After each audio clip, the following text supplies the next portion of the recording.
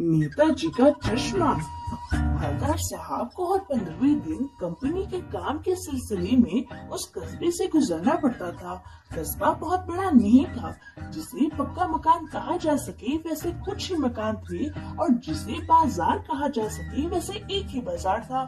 कस्बे में एक लड़कों का स्कूल, एक लड़कियों का स्कूल, एक छोटा सा कारखाना, 2 सिनेमा घर और एक नगर पालिका भी थी। नगर पालिका थी तो कुछ न कुछ करती भी रहती थी।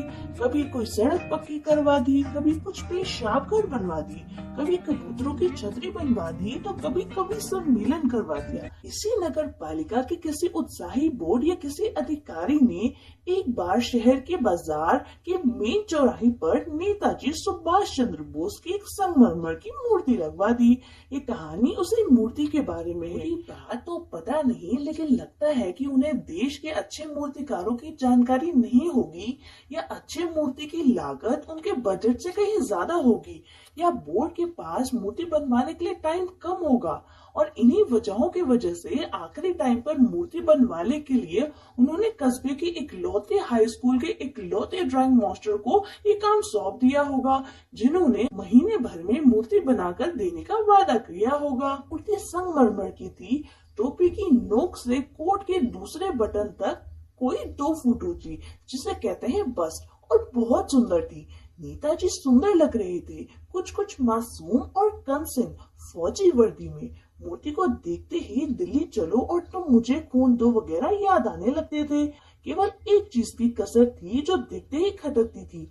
नेताजी की आंखों पर चश्मा नहीं था, यानी चश्मा तो था लेकिन संगमरमर का नहीं था। एक सामान्य और सचमुच के चश्मे का चौड़ा काला फ्रेम मूर्ति को पहना दिया गया था। हवलदार साहब जब पहली बार इस कस्बे से गुजरे और चौराहे पर पान खाने रुके, तब उन्होंने इसे ध्यान से देखा और उनके चेहरे पर एक आश्चर्य वाली मुस्कान फैल गई। वाह भाई, ये आइडिया भी ठीक है। मूर्ति पत्थर की लेकिन चश्मा रियल।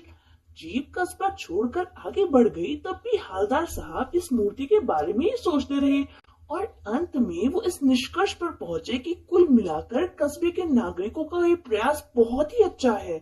महत्व मूर्ति के रंग रूप या कद का नहीं, उस भावना का है, वरना तो देशभक्ति भी आजकल मजाक की चीज होती जा रही है। दूसरी बार जब हवलदार साहब उधर से गुजरे तो उन्हें मूर्ति में कुछ फर्क दिखाई दिया। ध्यान से देखा तो पाया कि चश्मा दूसरा है। पहले मोटा फ्रेम वाला चौकोर चश्मा था, अब तार के फ्रेम वाला गोल चश्मा है। हवलदार साहब का आश्चर्य और बढ़ा। वाह भाई, क्या आइडिया है। मूर्ति कपड़े नहीं बदल सकती, लेकिन चश्मा तो बदल ही सकती है। तीसरी बार फिर नया चश्मा था। हवलदार साहब की आदत पड़ गई, हर बार कस्बे से गुजरते समय चौराहे पर रुकना, पान खाना और मूर्ति को ध्यान से देखना। आखिरकार एक बार वो जब बहुत ज्यादा परेशान हो गए तो वो पान वाले से ही पूछ पड़े, क्यों भाई, क्या बात है? ये तुम्हारे नेताजी का चश्मा हर बार कैसे बदल जाता है? कैप्टन चश्मे वाला करता है। क्या करता है? चश्मा चेंज कर देता है। क्या मतलब, क्यों चेंज कर देता है? कोई ग्राहक आ गया समझो, उसके चौड़े चश्मे चाहिए, तो कैप्टन किधर से लाएगा? तो उसको मूर्ति वाला दे दिया और मूर्ति पर दूसरा बिठा दिया। अब हवलदार साहब को बात कुछ कुछ समझ में आई। एक चश्मे वाला है जिसका नाम कैप्टन है, उसे नेताजी की बगैर चश्मे वाली मूर्ति बुरी लगती है, बल्कि आहत करती है, मानो चश्मे के बगैर नेताजी को असुविधा हो रही हो। इसलिए वो अपनी छोटी सी दुकान में उपलब्ध गिने चुने फ्रेमों में से एक नेताजी की मूर्ति पर फिट कर देता है। लेकिन जब कोई ग्राहक आता है और उसे वैसे ही फ्रेम की दरकार होती है जैसी मूर्ति पर लगी होती है, तो कैप्टन चश्मे वाला मूर्ति पर लगा फ्रेम शायद नेताजी से माफी मांगते हुए लाकर ग्राहक को दे देता है और बाद में नेताजी को दूसरा फ्रेम लौटा देता है। वाह भाई, क्या खूब आइडिया है। लेकिन भाई, एक बात अभी भी समझ में नहीं आई। हवलदार साहब ने पान वाले से फिर पूछा, नेताजी का ओरिजिनल चश्मा कहाँ गया? मास्टर बनाना भूल गया। पान वाले के लिए ये एक मजेदार बात थी, लेकिन हवलदार साहब के लिए बहुत हैरान और परेशान करने वाली बात थी। यानी वो ठीक ही सोच रहे थे। मूर्ति के नीचे लिखा था, मूर्तिकार मास्टर मोतीलाल। वाकई कस्बे का अध्यापक था। बेचारे ने महीने भर में मूर्ति बनाकर पटक देने का वादा कर दिया होगा। बना भी ली होगी, लेकिन पत्थर में पारदर्शी चश्मा कैसे बनाया जाए, या कांच वाला, ये तय नहीं कर पाए होंगे, या कोशिश की होगी और असफल रहे होंगे, या बनाते बनाते कुछ और बारीकी के चक्कर में चश्मा टूट गया होगा, या पत्थर का चश्मा अलग से बनाकर फिट किया होगा और वो निकल गया होगा।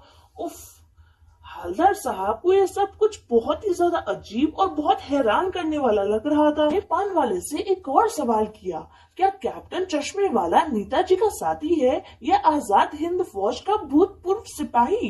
नहीं साहब, वो लंगड़ा क्या जाएगा फौज में, पागल है पागल। वो देखो वो आ रहा है, आप उसी से बात कर लो, फोटो वोटो छपवा दो कहीं उसकी। हवलदार साहब को पान वाले द्वारा एक देशभक्त का इस तरह मजाक उड़ाए जाना अच्छा नहीं लगा। मुड़कर देखा तो वो हैरान रह गए। एक बेहद बूढ़ा मरियल सा लंगड़ा आदमी, सिर पर गांधी टोपी और आंखों पर काला चश्मा लगाए, एक हाथ में छोटी सी संदूकची और दूसरे हाथ में बांस पर टंगे बहुत से चश्मे लिए अभी अभी एक गली से निकला था और अब एक बंद दुकान के सहारे अपना बांस टिका रहा था। तो इस बेचारे की दुकान भी नहीं है, फेरी लगाता है। हवलदार साहब चक्कर में पड़ गए। पूछना चाहते थे कि इसे कैप्टन क्यों कहते हैं, क्या इसका यही असली नाम है, लेकिन पान वाले ने साफ मना कर दिया था कि अब इस बारे में वो और बात नहीं करना चाहता। ड्राइवर भी बेचैन हो रहा था, काम भी बहुत ज्यादा था, इसलिए हवलदार साहब जीप में बैठकर चले गए। 2 साल तक हवलदार साहब अपने काम के सिलसिले में उस कस्बे से गुजरते रहे और नेताजी की मूर्ति में बदलते हुए चश्मों को देखते रहे। कभी गोल चश्मा होता तो कभी चौकोर, कभी लाल, कभी काला, कभी धूप का चश्मा, कभी बड़े कांचों वाला गोगो चश्मा, और कोई ना कोई चश्मा जरूर होता। फिर एक बार ऐसा हुआ कि मूर्ति के चेहरे पर कोई भी कैसा भी चश्मा नहीं था। उस दिन पान की दुकान भी बंद थी, चौराहे की ज्यादातर दुकानें बंद थी। अगली बार भी मूर्ति की आंखों पर चश्मा नहीं था। हवलदार साहब ने पान खाया और धीरे से पान वाले से पूछा, क्यों भाई, क्या बात है, आज तुम्हारे नेताजी की आंखों पर चश्मा नहीं है? पान वाला उदास हो गया और सिर झुकाकर अपने आंखों से आंसू पोंछता हुआ बोला, साहब कैप्टन मर गया। हवलदार साहब आगे कुछ नहीं कह पाए। वो बहुत दुखी हो गए और सोचने लगे कि क्या होगा उस कौम का जो अपने देश के खातिर अपनी घर गृहस्थी, अपनी जवानी, अपनी जिंदगी सब कुछ त्याग देने वालों पर भी हंसती है और अपने बिकने के मौके ढूंढती है। 15 दिन बाद जब वो कस्बे से गुजरे तो उन्हें ख्याल आया कि कस्बे में सुभाष चंद्र की मूर्ति तो जरूर होगी, लेकिन सुभाष की आंखों पर चश्मा नहीं होगा, क्योंकि मास्टर बनाना भूल गया और कैप्टन मर गया। सोचा आज वहाँ नहीं रुकेंगे, पान भी नहीं खाएंगे, मूर्ति की तरफ तो देखेंगे भी नहीं, सीधा निकल जाएंगे। ड्राइवर से कह दिया कि चौराहे पर रुकना नहीं, आज बहुत काम है, पान कहीं और खा लेंगे।